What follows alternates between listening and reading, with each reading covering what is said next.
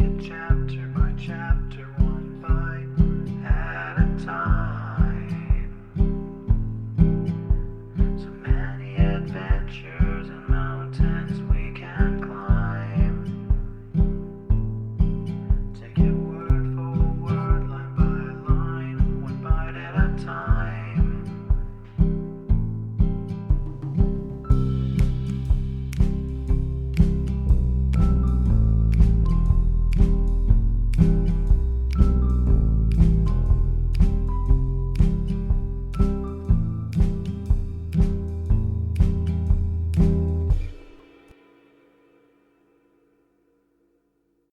Welcome to Bite at a Time Books, where we read you your favorite classics one bite at a time.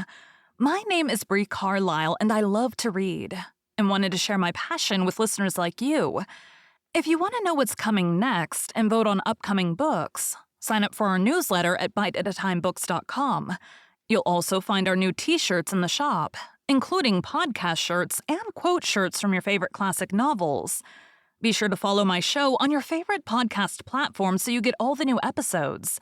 You can find most of our links in the show notes, but also our website, biteatatimebooks.com, includes all of the links for our show, including to our Patreon to support the show, and YouTube, where we have special behind the narration of the episodes. We're part of the Bite at a Time Books Productions Network. If you'd also like to hear what inspired your favorite classic authors to write their novels, and what was going on in the world at the time, check out the Bite at a Time Books Behind the Story podcast, wherever you listen to podcasts. Please note, while we try to keep the text as close to the original as possible, some words have been changed to honor the marginalized communities who've identified the words as harmful, and to stay in alignment with Bite at a Time Books' brand values. Today we'll be continuing Les Miserables by Victor Hugo. Chapter 4. The Gropings of Flight. In order to understand what follows, it is requisite to form an exact idea of the Droitmar Lane, and, in particular, of the angle which one leaves on the left when one emerges from the Rue Polonceau into this lane. Droitmar Lane was almost entirely bordered on the right, as far as the Rue Petite Picpus, by houses of mean aspect, on the left by a solitary building of severe outlines, composed of numerous parts which grew gradually higher by a story or two as they approached the Rue Petite Picpus side, so that this building, which was very lofty on the Rue Petite Picpus side, was tolerably low on the side adjoining the Rue Polonceau. There, at the angle of which we have spoken, it descended to such a degree that it consisted of merely a wall. This wall did not abut directly on the street. It formed a deeply retreating niche, concealed by its two corners from two observers who might have been, one in the Rue Polonceau, the other in the Rue Droitmar. Beginning with these angles of the niche, the wall extended along the Rue Polonceau as far as a house which bore the number 49, and along the Rue Droitmar, where the fragment was much shorter, as far as the gloomy building which we have mentioned and whose gable it intersected, thus forming another retreating angle in the street. This gable was somber of aspect. Only one window was visible, or, to speak more correctly, two shutters covered with a sheet of zinc and kept constantly closed. The state of the places of which we are here giving a description is rigorously exact, and will certainly awaken a very precise memory in the mind of old inhabitants of the quarter. The niche was entirely filled by a thing which resembled a colossal and wretched door. It was a vast, formless assemblage of perpendicular planks, the upper ones being broader than the lower, bound together by long traverse strips of iron.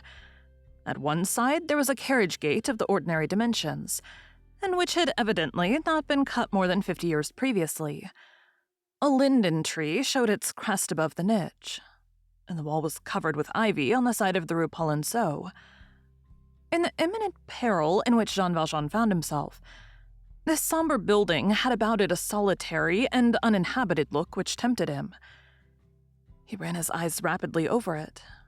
He said to himself that if he could contrive to get inside it, he might save himself. First, he conceived an idea, then a hope. In the central portion of the front of this building, on the Rue Droitmar side, There were at all the windows of the different stories ancient cistern pipes of lead. The various branches of the pipes, which led from one central pipe to all these little basins, sketched out a sort of tree on the front. These ramifications of pipes, with their 100 elbows, imitated those old leafless vine stalks, which writhe over the fronts of old farmhouses. This odd espalier, with its branches of lead and iron, was the first thing that struck Jean Valjean. He seated Cosette with her back against a stone post, with an injunction to be silent, and ran to the spot where the conduit touched the pavement. Perhaps there was some way of climbing up by it and entering the house, but the pipe was dilapidated and past service and hardly hung to its fastenings. Moreover, all the windows of this silent dwelling were grated with heavy iron bars, even the attic windows in the roof. And then the moon fell upon that facade, and the man who was watching at the corner of the street would have seen Jean Valjean in the act of climbing. And finally, what was to be done with Cosette? How was she to be drawn up to the top of a 3-story house? He gave up all idea of climbing by means of the drain pipe and crawled along the wall to get back into the Rue Polonceau. When he reached the slant of the wall where he had left Cosette, he noticed that no one could see him there. As we have just explained, he was concealed from all eyes, no matter from which direction they were approaching. Besides this, he was in the shadow. Finally, there were 2 doors. Perhaps they might be forced. The wall above, which he saw the linden tree and the ivy evidently abutted on a garden, where he could, at least, hide himself, although there were as yet no leaves on the trees, and spend the remainder of the night.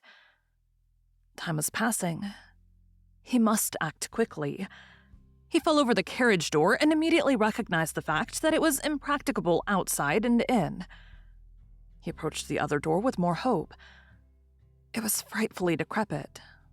Its very immensity rendered it less solid. The planks were rotten.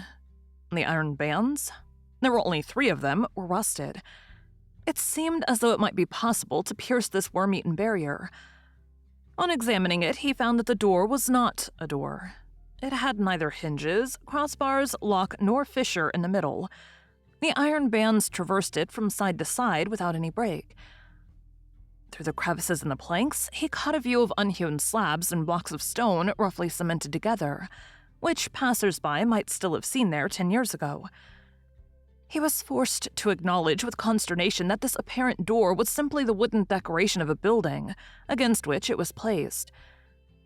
It was easy to tear off a plank, but then one found oneself face to face with a wall.